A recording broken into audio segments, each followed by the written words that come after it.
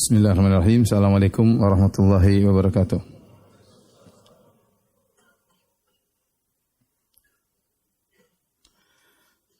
Alhamdulillahi ala ihsani wa syukru lahu ala taufiqihi wa amtinani. Asyhadu an la ilaha illallah wahdahu la syarika lahu ta'ziman li sya'ni. Wa asyhadu anna Muhammadan abduhu wa rasuluhu da'ila ridwani. Allahumma salli alaihi wa ala alihi wa ashabihi wa ikhwani.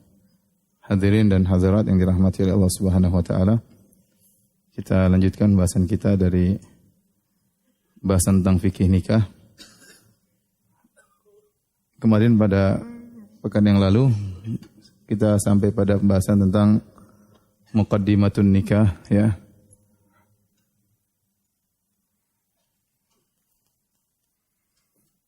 Ya, kita sebutkan di antaranya adalah hukum nikah ya. Atau kita sebutkan tentang khitbah ya. Masalah khitbah. Atau sebelumnya nazar ya. Nazar terlebih dahulu nazar. Kemudian khitbah. Baru kemudian al-khutbah.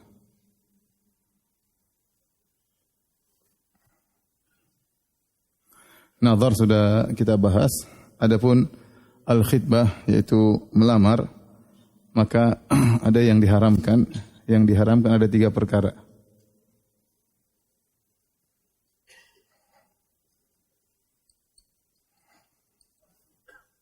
Yang pertama, mengkhitbah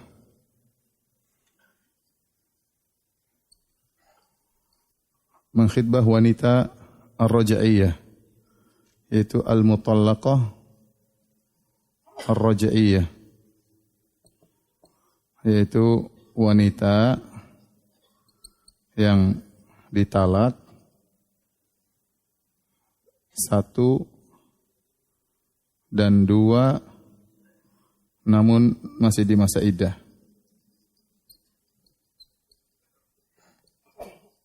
Raja'iyah itu artinya masih bisa dikembalikan, masih bisa kembali.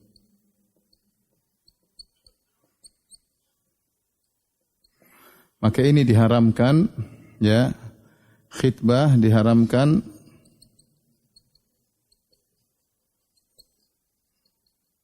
khitbah dengan lafal yang shareh.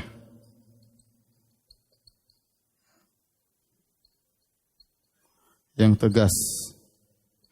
Namun boleh dengan isyarat. Mohon maaf, ini tidak boleh secara mutlak. Ini tidak boleh secara mutlak. Misalnya ada seorang wanita diceraikan oleh suaminya dan dia masih talak 1, talak 2. Namanya talak 1 masih mungkin kembali, apalagi di masa iddah. Talak 2 juga masih mungkin kembali di masa iddah. Maka tidak boleh seorang laki datang kepada wanita tersebut kemudian mengatakan, nanti kalau habis masa iddah saya nikahi kamu. Itu namanya lafal yang tegas. Atau dia mengkhitbah lamar dengan lafal yang kurang tegas. Dia mengatakan, seperti engkau tidak ada yang nolak. Ini lafal yang namanya tidak tegas. Ya. Ini secara mutlak tidak boleh. Karena statusnya dia masih istri orang. Wanita yang ditalak 1 dan ditalak 2 masih dalam masa iddah, itu statusnya masih istri orang. Oleh karenanya kalau seandainya suaminya meninggal di masa iddah seorang wanita ditalak pertama, dia masih dapat warisan. Atau wanita ini meninggal, dia ditalak 2, tapi di masa iddah wanita ini meninggal, suaminya masih dapat warisan dari istrinya. Oleh karenanya masih dalam status suami istri, hanya saja sudah jatuh talak 1, talak 2, tidak boleh dinikmati, tidak boleh dicium, tidak boleh digauli. Ya, tapi statusnya masih istri. Makanya wanita talak 1, talak 2 masih tinggal di rumah suaminya ya. Masih tinggal di rumah suaminya. Coba nanti kita bahas secara khusus tentang masalah talak ya. Kemudian yang kedua, ini tidak boleh secara mutlak. Adapun wanita yang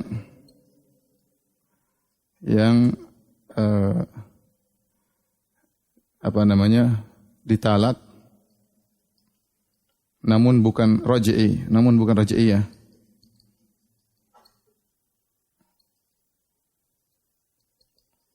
seperti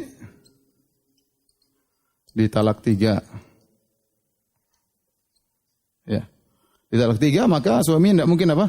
Kembali. Suaminya tidak mungkin kembali kepada wanita tersebut sampai wanita tersebut nikah sama laki-laki lain.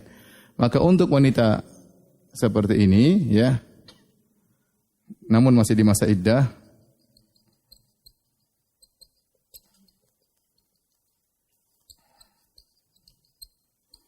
hanya boleh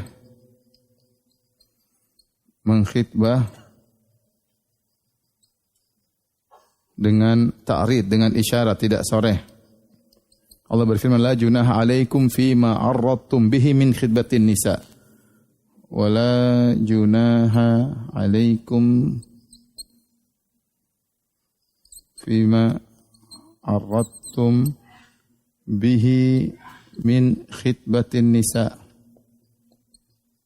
Kata Allah Subhanahu wa taala, tidak mengabaikan kalian kalau kalian memberi isyarat untuk mengkhitbah wanita yang demikian. Artinya tidak boleh sore. Kalau sore haram. Ya, karena dia di masa iddah, wanita di masa iddah enggak boleh dilamar. Tapi kalau isyarat boleh. Wanita sepertimu tidak ada laki-laki yang tolak misalnya. Engkau wanita yang cantik misalnya. Namanya isyarat-isyarat kalau mau ya. Ya. Ini isyarat-isyarat kalau mau ya. Ya. Wanita sepertimu wanita yang soleha. Ini isyarat-isyarat. Tapi tidak boleh bilang saya mau menikahi engkau, enggak boleh. Haram karena dia masih di masa apa? Masa iddah ya. Yang ketiga, adapun kalau sore haram. Kalau lafalnya sore tegas maka haram. Yang ketiga adalah melamar di atas lamaran saudaranya. Maka ini juga hukumnya haram. Ya, Nabi SAW mengatakan, wala yakhtibur rajulu ala khitbati akhihi. Wala yakhtibur rajulu ala khitbati akhihi. Janganlah seorang melamar di atas lamaran apa? Saudaranya. Ini Rasulullah larang. Karena akan menimbulkan pertikaian dan permasalahan. Nah, kondisi wanita yang dikhitbah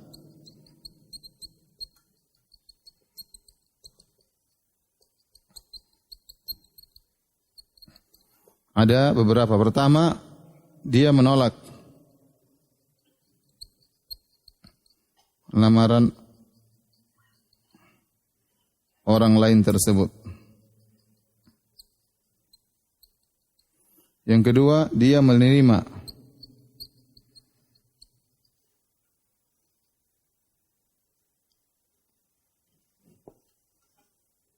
Dia menerima.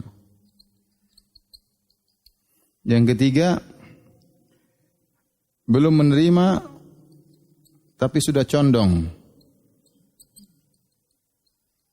Tapi sudah condong.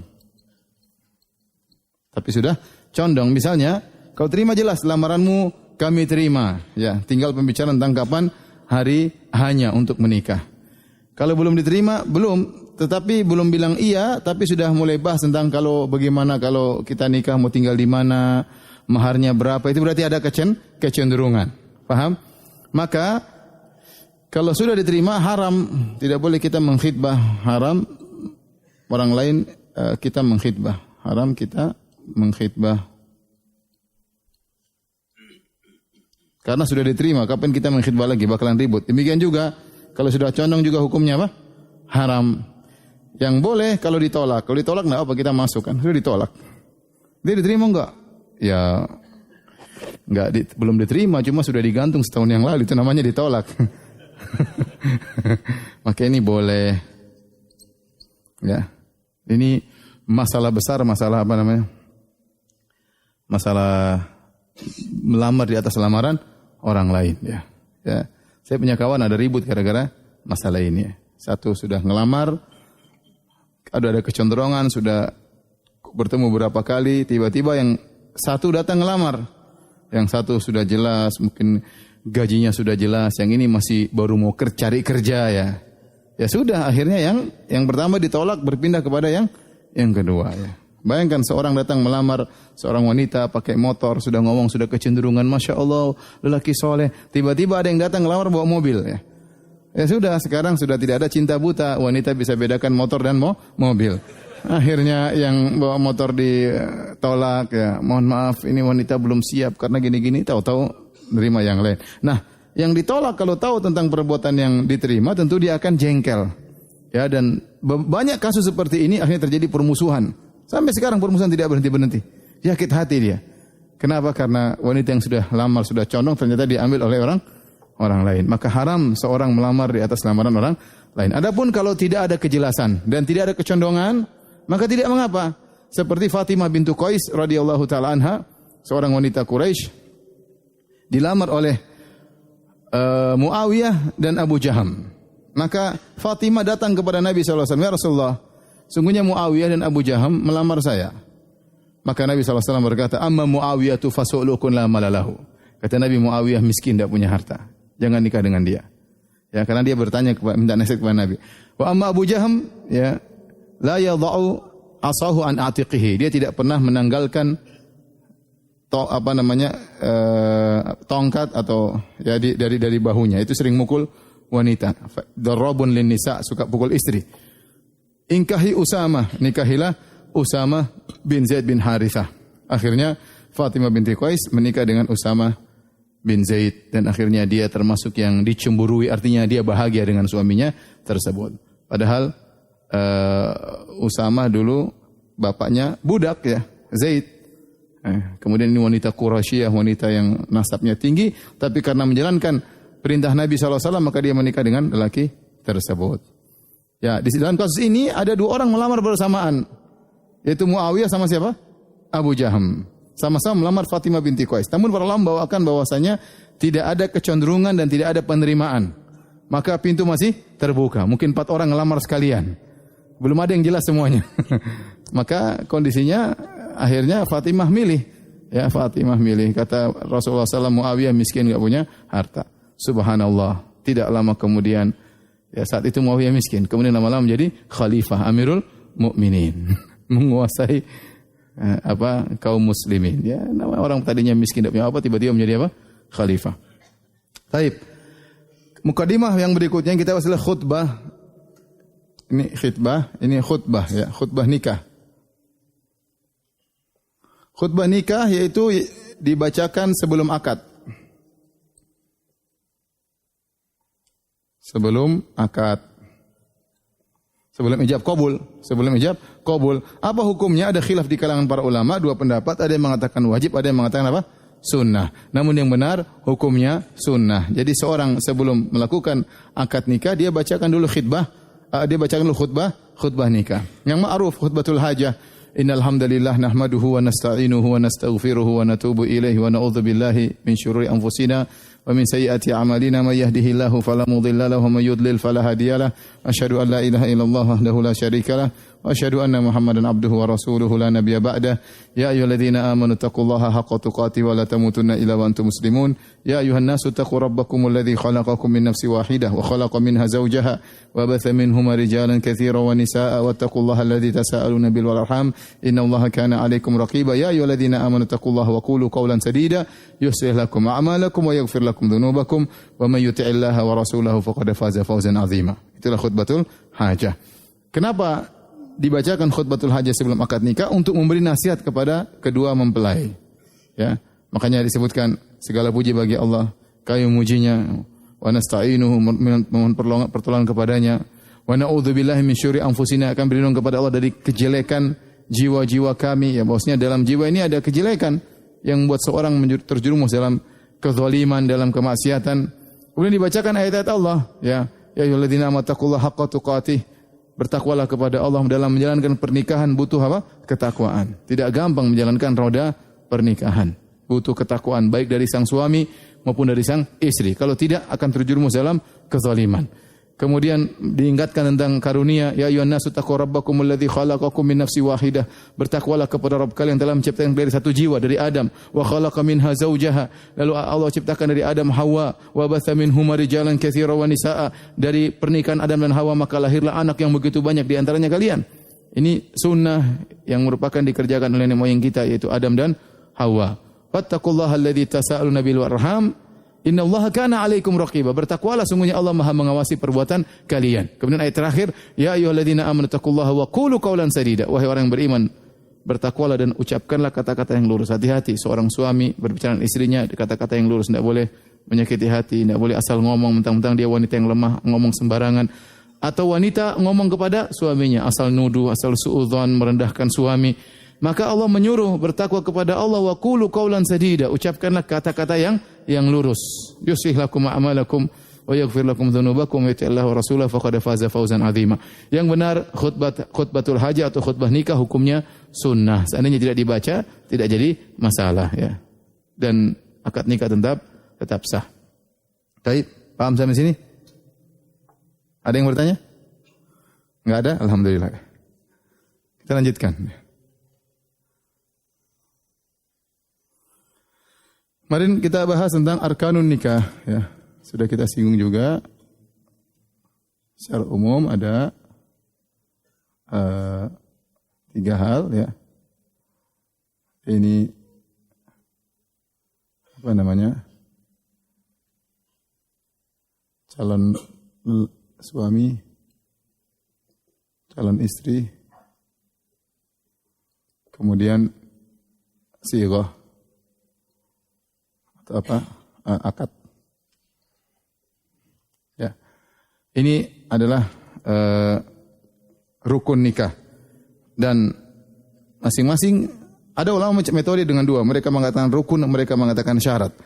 Tapi itu hanya sekedar istilah, yang penting kita pahami bahwasanya namanya rukun dan syarat itu kalau tidak terpenuhi maka tidak sah. Ya. Nanti kenapa dikatakan rukun, kenapa dikatakan syarat, ini istilah fuqaha. Tapi kita ikuti salah satu metode saja. Yang penting yang namanya rukun dan syarat itu kalau tidak terpenuhi maka ibadah tersebut tidak sah. Nah, mereka katakan di antara syarat dari calon istri calon suami, syaratnya yang pertama adalah ta'yinu zaujain, penentuan siapa yang menikah dengan jelas.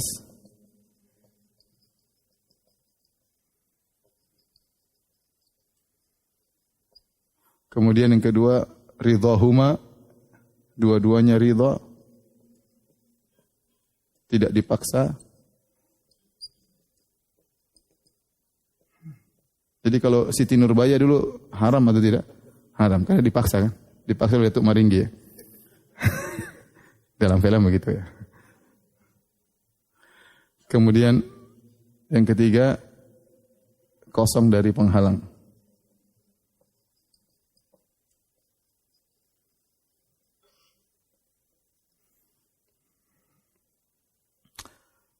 Taib. Adapun sighah akad maka ada syarat-syaratnya. Di antaranya ijab. Kemudian apa? Qabul. Kemudian 2 saksi. Nah, ijab ini harus dari apa? Harus dari wali sang wanita. Adapun qabul atau yang mewakilinya atau yang mewakilinya.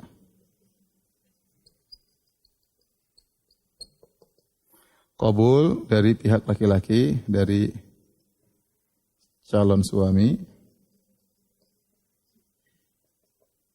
atau yang mewakilinya. Nah, kemudian berikutnya adalah lafalnya ya.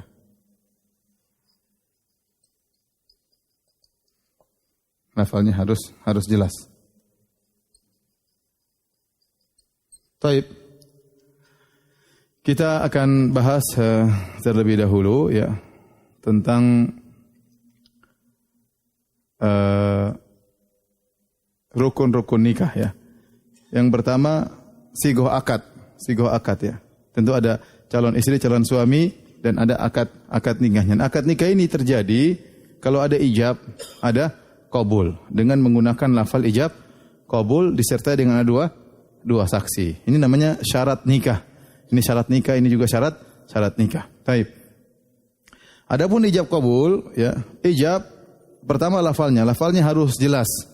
Maka di sini untuk lafalnya ada khilaf di kalangan para ulama, ya. Adapun mazhab Syafi'iyah dan Hanabilah, bagi yang bisa bahasa Arab maka harus dengan kata nikah dan zawaj, harus dengan kata nikah atau zawaj.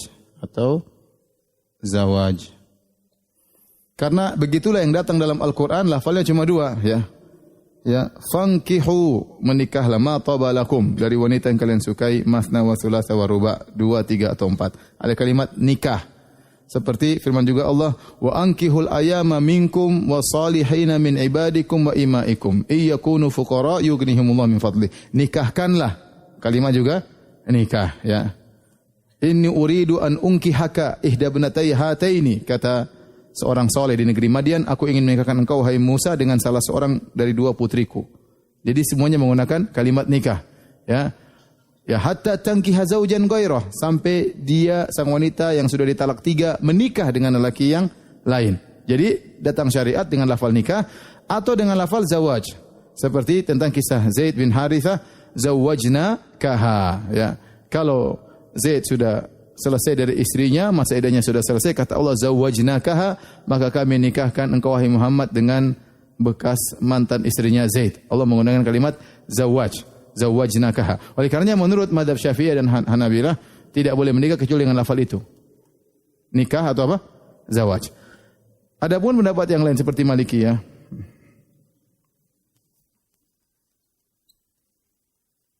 maka boleh dengan lafal apapun. Boleh dengan lafal apapun yang secara urf menunjukkan pernikahan. Misalnya, wahai si fulan, kata sang wali, saya serahkan anakku ini untuk kau bawa ke rumahmu dengan mahar sekian-sekian. Ya sudah jelas, tidak usah dibilang nikah pun orang paham. Maksudnya diserahkan untuk dibawa pulang ke rumah. Maksudnya apa? Nikah. Contohnya seperti itu. Wallahu a'lam, mana yang lebih kuat, yang lebih hati-hati tentunya mazhab Syafi'iyah dan Hanabilah. Kita memilih kata-kata nikah atau zawaj, tetapi yang benar ini adalah masalah akad, yang penting dipahami, enggak ada masalah. Sama halnya dengan akad-akad yang lain. Sekarang kita akad jual beli, enggak usah bilang saya jual, bi'tu, wa qabiltu, saya jual, saya terima, enggak perlu. Sekarang orang saja pencet sudah jual beli, ya. Enggak usah. Zaman dulu masih dibahas harus pakai kata ini, harus kata ini. Namanya akad muamalah, yang penting dipahami maksudnya. Ini ridho dan dipahami ini adalah serah terima. Yang penting ini namanya serah terima. Kemudian dibahas lagi. Lafalnya harus jelas. Kemudian harus nyambung. Harus apa? Nyambung ijab qabulnya. Ijab qabulnya. Ya. Maksudnya apa?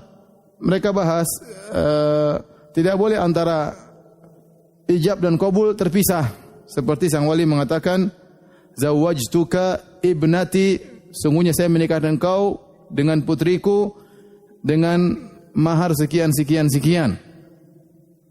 Sang suami harus jawab, qabiltu nikahaha bil mahril madhkur. Saya terima nikahnya dengan mahar yang disebutkan kontan misalnya.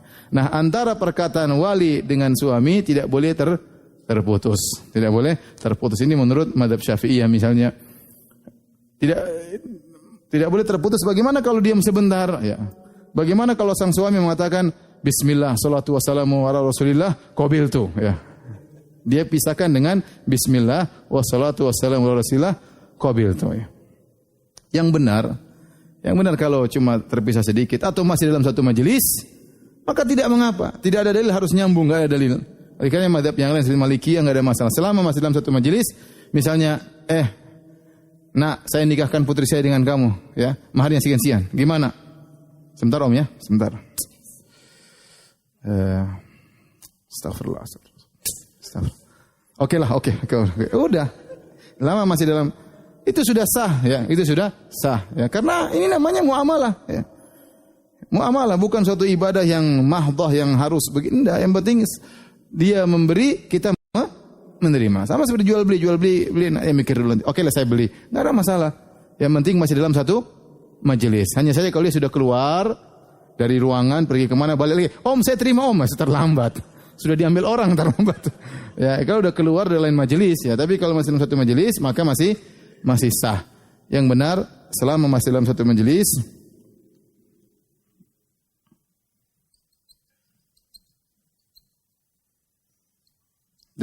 majelis maka sah meski tidak langsung nyambung.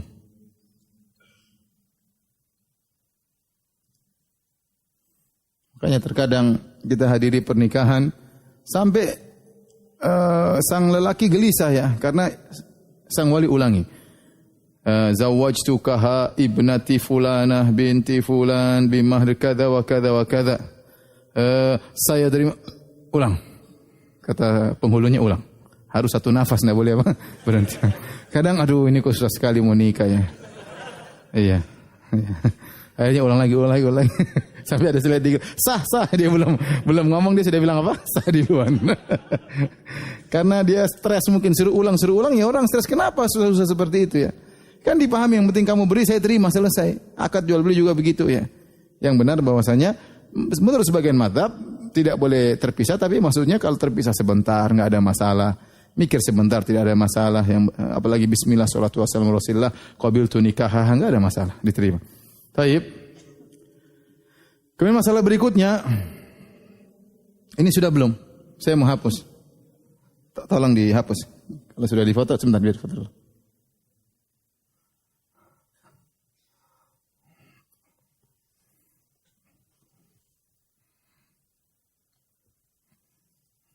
Yang sini aja, yang sini masih panjang.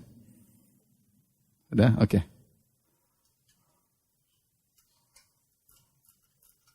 Ya. Isyarat. Dalam surat Al-Baqarah. Surat Al-Baqarah ayat 235. Kenapa? Mau isyarat ke siapa?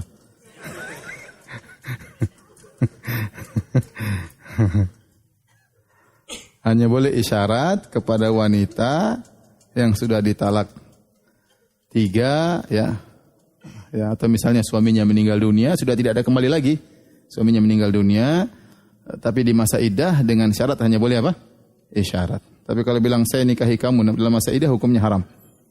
Taib.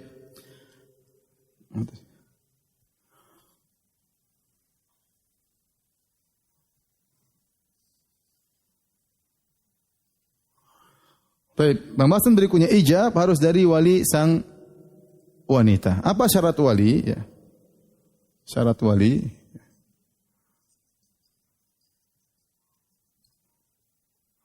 Syarat wali diantaranya ya biasa apa namanya? Balik ya. Sudah apa? Balik. Kemudian apa? Lelaki. Kemudian apa? Merdeka bukan budak. Kemudian sama agamanya. Sama agamanya. Maksudnya apa? Kenapa kita bilang sama agamanya? Kenapa kita tidak bilang Islam? Karena kalau orang selain mukmin, selain muslim menikah di antara mereka dan menurut agama mereka sah, ya sah. Seandainya mereka misalnya laki-laki sama wanita menikah dalam agama Buddha atau dalam agama Hindu atau dalam agama Nasrani atau dalam agama Yahudi. Waktu mereka menikah menurut mereka sah. Kemudian mereka masuk Islam tidak usah diulangi lagi. Tidak usah diulangi lagi apa? Pernikahannya. Jadi syariat menganggap apa yang dianggap sah oleh agama sebelumnya tatkala mereka masih dalam agama tersebut tidak perlu diulang lagi. Oleh karenanya dalam banyak kasus para sahabat tatkala mereka masuk Islam dengan istrinya tidak ada nikah ulang. Tidak ada nikah ulang. Paham? Ya, tapi kalau walinya beda agama tidak boleh. Misalnya seorang wanita ternyata bapaknya Nasrani dia muslimah, tidak boleh bapaknya jadi wali ya. Boleh bapaknya jadi wali. Kemudian di antaranya ar-rushd fi nikah, yaitu bisa melihat, bisa menilai ya. Itu dalam bahasa Arabnya ar-rushd fi nikah. Maksudnya dia tahu anaknya ini yang ngelamar siapa, dia bisa menilai anak ini pantas enggak buat anaknya ya. Bukan asal punya duit ya, dia bisa nilai lah istilahnya ya. Bukan pemabuk kemudian dinikahkan sama putrinya ya, tetapi dia bisa menilai dalam siapa calonnya yang dia berikan untuk anaknya. Yang terakhir ini masalah khilaf cukup kuat yaitu al-adalah. Al-adalah yaitu maksudnya orangnya bisa diterima persaksiannya, bukan orang fasik. Bukan apa orang? Bukan orang fasik, bukan pendusta, bukan fasik, bukan pendusta. Karena kalau pendusta atau fasik memberikan persaksian tidak diterima karena adalahnya hilang. Adalah itu apa? Kesolehan lah gampangannya. Nah, syarat ini khilaf di kalangan para ulama. Khilaf ya. Ya, karena kalau kita kencing-kencing dalam syarat ini, banyak orang tua tidak bisa jadi wali ya. Salah satu orang tuanya misalnya kerja di bank ribawi ya, fasik, enggak boleh. Satu orang tuanya tukang main judi apa? Fasik. Satu orang tuanya tidak salat, ya, tidak boleh jadi wali. Maka ini syarat memang diperselisihkan oleh para ulama. Mayoritas ulama kata Ibnu Taimiyah, mayoritas dalam hal ini maksudnya mazhab Hanafiyah, kemudian Malikiyah, kemudian salah satu pendapat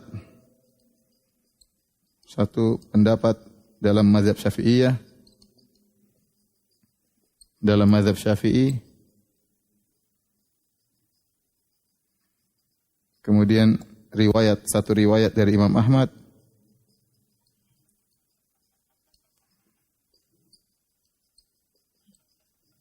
dan ini pendapat Ibnul Qayyim,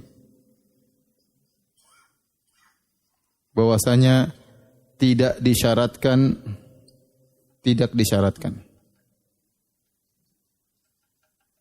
Kemudian sebagian ulama yang lain, mazhab Hambali sama mazhab Syafi'i, disyaratkan adalah disyaratkan kesolehan maksudnya ya. Mana yang lebih rajih di antara dua pendapat ini? Wallahu a'lam bishawab ya. Yang lebih rajih, saya lebih condong pada pendapat jumhur atau mayoritas ya. Karena harus ada wali, tetapi wali tersebut tidak harus orang saleh, harus orang bertakwa, tidak harus. Karena Allah mengatakan umum, wa ankihul ayama minkum, nikahkanlah wanita-wanita yang belum menikah di antara kalian. Allah tidak mengatakan kalian harus saleh, kalian harus bertakwa. Allah mengatakan wa ankihul ayama, nikahkanlah putri-putri kalian atau wanita-wanita kalian yang siap untuk nikah. Nikahkan begitu saja. Perintah datang secara mutlak. Kemudian dalam kasus-kasus dalam sejarah Nabi SAW tidak ada juga Nabi mengatakan harus soleh, harus adil, harus apa, enggak ada. Ya. Yang penting walinya menikahkan selesai. Paham? Walinya menikahkan selesai. Jadi yang lebih benar pendapat ini. Tidak harus, makanya misalnya bapak saya jarang sholat, ya enggak boleh jadi wali. Karena dia enggak boleh pokoknya. Suka main judi, enggak usah. Jadi bapak enggak, udah cari wali yang lain. Ya. Om saja, om misalnya. Enggak. Selama dia bapak dan kenyataan, maksudnya yang penting dalam perwalian itu dia bisa perhatian sama putrinya dan dia bisa memiliki yang baik sama putrinya. Kita dapati seorang bapak mungkin tukang main judi tapi dia sayang putrinya, dia tidak mau kasih sembarang orang buat apa? Putrinya. Seorang bapak mungkin dia pemakan riba, kalau dia mungkin pezina, tetapi sama anaknya dia pasti cari yang apa? Yang baik. Yang penting dia ada perhatian sama anaknya, maka keadilan al-adalah dalam perwalian wal alam tidak disyaratkan. Yang penting dia bisa menilai dengan baik, maka sudah cukup untuk menjadi wali. Faham? Sebelum kita bahas ini juga, permasalahan sebelumnya, apakah nikah harus pakai wali? Maka ada khilaf. Dua pendapat ya. Jumhur mayoritas harus. Hanafiyah tidak harus. Jadi menurut Hanafiyah, seorang wanita boleh menikah tanpa wali. Ya. Ada yang merinci. Ini secara umum, tapi ada yang merinci. Yang jumhur mau janda, mau perawan, mau gadis harus pakai wali. Mau janda 2 kali janda, 3 kali janda harus pakai apa? Wali. Menurut Hanafiyah, mau janda, mau perawan, dah harus pakai wali. Ya, orang wanita berhak milih sendiri, dia lebih tentang kemaslahatannya, dia mau milih tidak usah pakai wali, dia nikahkan dirinya sendiri, enggak ada masalah. Pendapat yang memperinci, ya kalau janda boleh tanpa wali, kalau gadis harus pakai wali. Ya, misalnya pendapat yang ketiga, ya, sebagian ulama kalau janda boleh tanpa wali. Ini juga khilaf yang kuat. Namun kita jumhur, madhab Syafi'iyah, madhab Malikiyah, madhab Hambaliyah secara umum harus pakai wali. Kenapa? Karena telah sahih hadis Nabi SAW mengatakan, la nikaha illa biwali. Kata Rasulullah SAW, la nikaha illa biwali. Tidak ada nikah, tidak sah nikah kecuali dengan wali. Kemudian juga dalam hadis yang lain kata Nabi SAW, ayu mamra'atin nakahat bi ghairi idni waliha fanikahuha batil fanikahuha batil fanikahuha batil. Kata Nabi, wanita mana saja yang nikah tanpa wali, maka nikahnya batil, nikahnya batil, nikahnya batil. Dan ini yang diterapkan di Indonesia karena Indonesia bermadzhab apa? Syafi'i. Dan hadis ini didhaifkan oleh mazhab Hanafiyah atau ditakwil, namun yang benar hadisnya sahih. Hadisnya sahih. Oleh karenanya di zaman Nabi SAW pernikahan dengan wali. Pernikahan dengan apa? Dengan wali. Terjadi pernikahan selalu dengan wali, yang menunjukkan bahwasanya nikah harus dengan wali. Karena sebagian di tanah air kita ada janda nikah tanpa wali. Ya, sudah janda, oh enggak apa-apa. Nikah tanpa wali ya. Ya, seperti itu. Ya, maka itu tidak benar. Pernikahan seperti tersebut tidak sah. Yang sah harus pakai apa? Pakai wali. Taib. Jadi, ijab kabul harus lewat wali. Taib. Pembahasan berikutnya, masih ada waktu ya. Urutan wali. Ya. Maksudnya urutan wali ini kita perlu kenapa? Kalau misalnya salah seorang wali gugur, maka digantikan dengan wali berikutnya. Ya. Rasulullah mengatakan yang pertama ayah, ya, atau yang dia wasiatkan, diwakilkan. Yang kedua kakek, ya. Karena kalau ayah saja bisa memperhatikan, tentu kakek juga dengan lebih dewasa, lebih bisa memperhatikan, ya. Kemudian yang ketiga anak, ya, seperti dalam hadis Ummu Salamah waktu menikah dengan Nabi SAW, maka dikatakan kepada putranya Umar, wahai Umar, nikahkanlah ibumu Ummu Salamah. Kemudian saudara, ya. 4. Saudara tentu yang paling utama saudara kandung, kemudian saudara sebapak, kemudian saudara seibu, baru kemudian ponakan, ibnul akh, ya. Anak saudara laki-laki.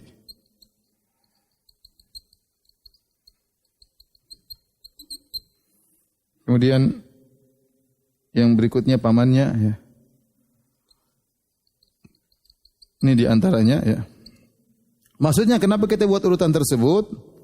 Ya, maksudnya kalau ayah tidak bisa, misalnya perwaliannya gugur, maka kakek.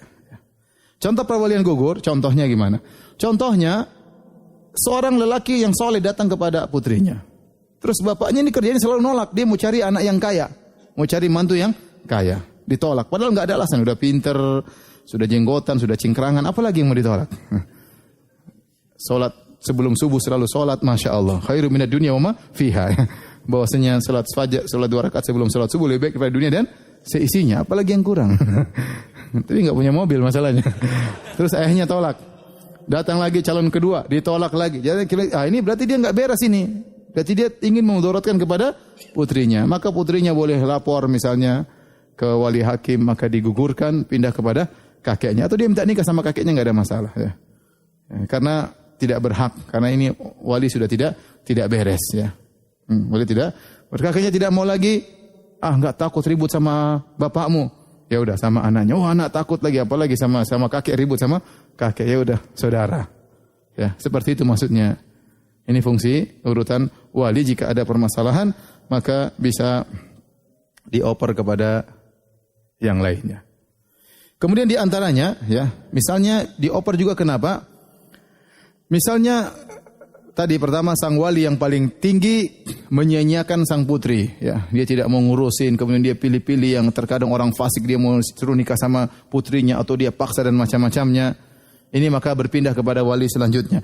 Atau ternyata misalnya bapaknya gila. Atau bapaknya apa? Kafir. Ya sudah pindah kakek. Ternyata kakeknya juga gila ya. Ya enggak bisa jadi wali maka pindah kepada yang lainnya. Atau misalnya walinya bapaknya hilang kemana? Enggak ada nomor telepon, enggak tahu, enggak pernah pulang. Sejak kecil meninggalkan sang putri. Ya enggak usah jadi wali seperti itu. Ya gimana mau telepon sana sini bikin pengumuman di Facebook, pengumuman di Instagram enggak pernah muncul. Ya.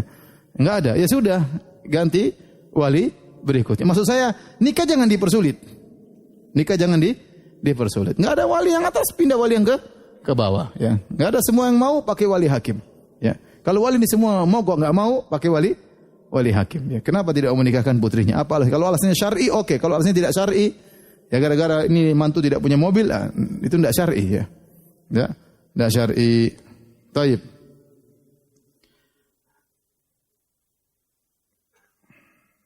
Kemudian yang mau kita bahas adalah dua saksi, maka dua saksi sama juga ya syaratnya seperti biasa ya, yaitu balik ya. Kemudian apa? Muslim ya. Kemudian apa tadi? Adil misalnya ya. Merdeka dan lain-lain ya. Ya. Harus ada dua saksi. Kalau nggak ada dua saksi maka pernikahan tidak sah karena dalam sebagai riwayat tidak ada nikah kecuali dengan wali wa syahidai adlin dan dua saksi yang adil. Jadi dua saksi juga merupakan syarat pernikahan. Tapi sampai di sini saja ya. Sementara ya masalah nanti insyaallah pada pertemuan berikutnya kita akan bahas tentang syarat-syarat calon istri, calon suami karena kita akan bahas tentang mahram. Siapa saja yang disebut dengan apa?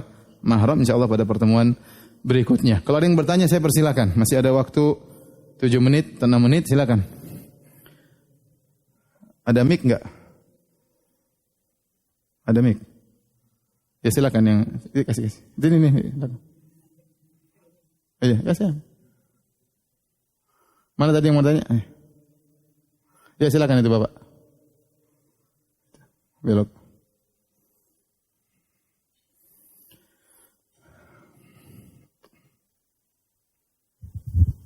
Assalamualaikum warahmatullahi wabarakatuh. Pertanyaan soal akad nikah, Ustadz. Biasa kalau di kita di Indonesia setelah akad itu disuruh tanda tangan apa zigot nikah kalau nggak salah. Taklid ya. Taklid nikah ya. Sebenarnya ini status taklid nikah ini bagaimana? Apakah wajib atau tidak? Nanti kita bahas namanya syurut fin nikah. Belum.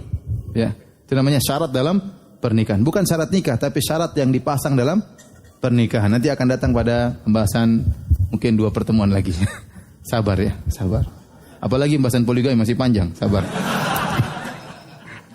Silakan ditanya nih. Silakan. Mana mic-nya di over. Ya boleh, silakan. Nah. Assalamualaikum Ustaz. Waalaikumsalam. Bolehkah pada saat melamar juga sekaligus akad nikah?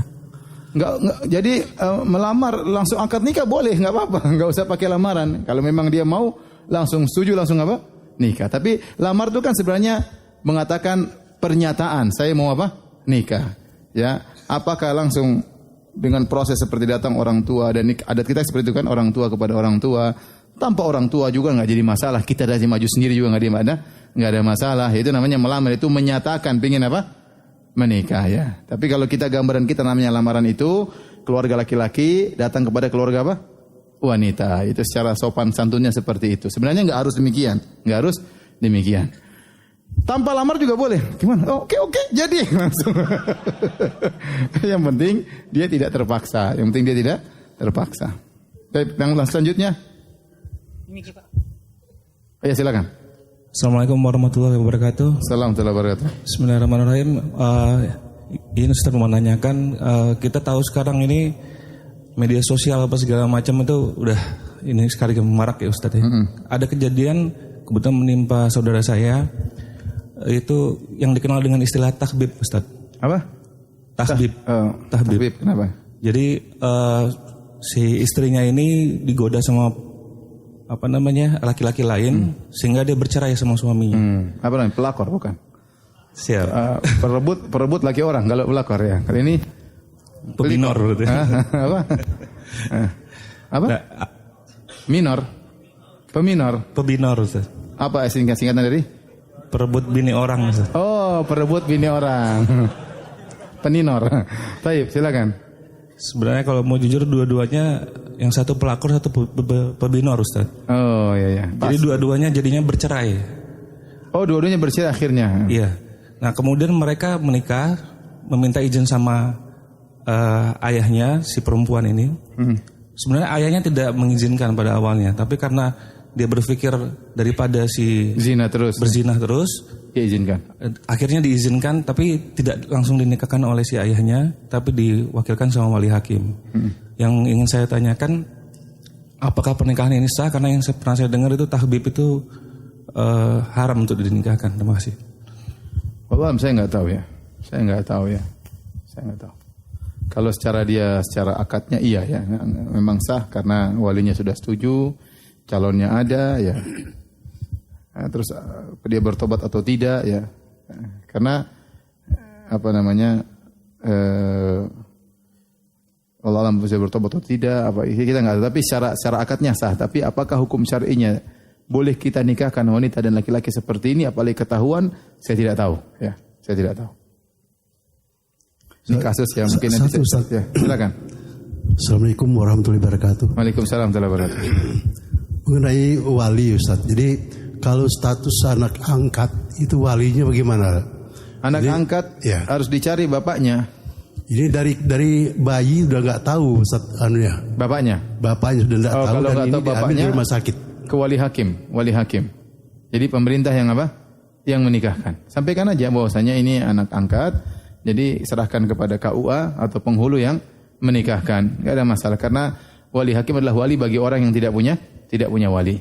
Ya. Dan begini, jadi karena ini anak dari kecil tidak tahu orang tuanya dan dia hanya tahu saya misalnya ada ayahnya. Jadi kan kalau misalnya kita kasih tahu sekarang bahwa dia ini adalah anak angkat, dia akan merasa sakit Ustaz. Jadi sebaiknya apakah kami tetap anak ini tetap kita rahasiakan? Enggak, kalau saya harus kasih tahu karena kita tidak boleh berbohong. Kita tidak boleh menisbahkan seorang orang yang bukan anak kita. Khawatir nanti dia menyangka dia fulana misalnya namanya Jamilah bintu fulan, padahal fulan ini bukan bapaknya dan itu dilarang dalam syariat. Tinggal kita cari waktu yang pas untuk kasih tahu. Dan kita jelaskan bahwasanya kasusnya begini. Jadi tidak ada kesan kita merebut anak orang, tetapi dia qadarullah ternyata misalnya kita bilang dengan bahasa yang baik, kita temukan di rumah sakit orang tuanya tidak ada, entah orang tuanya dalam kondisi tidak mampu atau tidak mampu bayar rumah sakit, bisa saja agar dia tidak benci sama orang tuanya. Kita enggak tahu kejadian seperti ini, bisa jadi ada kasus apa ya. Tapi ini saya nemukan kamu di rumah sakit dan saya alhamdulillah ini rezeki menurut saya anugerah dari Allah Subhanahu wa taala. Saya bangga bisa ngerawat kamu dengan bahasa-bahasa yang enak sehingga dia tidak merasa kita tidak sayang sama dia. Namun ini saatnya saya kasih tahu karena begini. Pertanyaan, bagaimana cara membimbing suami agar jadi soleh? Kadang suka tidak sabar, akhirnya marah-marah sama suami. Padahal soal solat di masjid atau ngaji, tapi saya merasa berdosa. Gimana caranya Ustaz? Suami kalau mau jadikan suami soleh jangan diomelin ya. Jangan diomelin ya. Lembut kemudian dilembutin. Omel sedikit-sedikit enggak apa-apa, tapi jangan sering-sering ya. Sedikit-sedikit ngambek biasa ya, tapi jangan sering-sering ya. Banyak doa kepada Allah Subhanahu wa taala. Yang bolak-balikkan hati adalah siapa? Allah Subhanahu wa taala. Jadikan kita mendakwai suami kita sebagai sarana kita meraih pahala. Terus dakwahi dia dengan kelembutan, dengan pelayanan yang baik ya. Kemudian sehingga dia pun sayang sama kita, sehingga dia mungkin nurut ya. Tinggal gimana caranya ya. Ustaz, kalau ipar dan mertua suka jelek-jelekan kita gimana? Fitnah. Awalnya suami tidak percaya dan malah nuduh yang tidak-tidak. Tapi Allah Maha melihat, dengan izin Allah semua terbongkar. Tapi saya masih sakit hati sama suami. Bagaimana cara menghilangkannya? Ya Allah, ngapain menyiksa diri ya? Sudah suami sekarang sudah ngerti, alhamdulillah, enggak usah sakit hati lagi ya. Kita sakit hati, kita hanya menyiksa diri kita ya. Seorang yang pendendam itu hanya menyiksa apa? Dirinya. Akhirnya membuat hubungan dengan suami tidak baik. Ya, akhirnya nanti bisa jadi retak di kemudian hari. Makanya maafkanlah. Orang yang paling utama kita maafkan adalah orang terdekat kita. Istri kita utama kita maafkan. Suami kita paling utama untuk kita maafkan. Ustaz, mohon menasihatnya bagaimana jika seorang ibu masih belum bisa merestui anaknya perempuan padahal sudah lamaran, namun hati terasa menjanggal seperti belum ridho. Mohon nasihatnya Ustaz. Sudah terlanjur, sudah dilamar, sudah oke. Ya mau diapain? Mau ribut, mudaratnya lebih besar. Dia tinggal berdoa kepada Allah semoga pasangan putri ibu adalah yang baik. Terus nasihati. Ya sudah, kita hadapi yang namanya qadarullah ya. Ada perkara-perkara yang di luar keinginan kita, di luar cita-cita kita, itu yang disebut dengan apa? Qadarullah. Mau diapain? Ya sudah, tinggal kita jalani mensikapi problematika tersebut dengan baik. Ustaz, bolehkah saya menikah dengan seorang ikhwan yang sudah bersuami? Boleh kalau memang jatah masih ada ya. Ya, tapi kalau formulir sudah habis, kan formulir setiap laki-laki formulirnya 4 ya. Biasanya laki-laki baru 1 terisi, masih 3 kosong ya. Masih seperti saya, formulir saya baru terisi apa? 1. Yang 3 mana? Diisi semua sama istri saya. Saya suruh istri 1, dia isi 4-4-nya.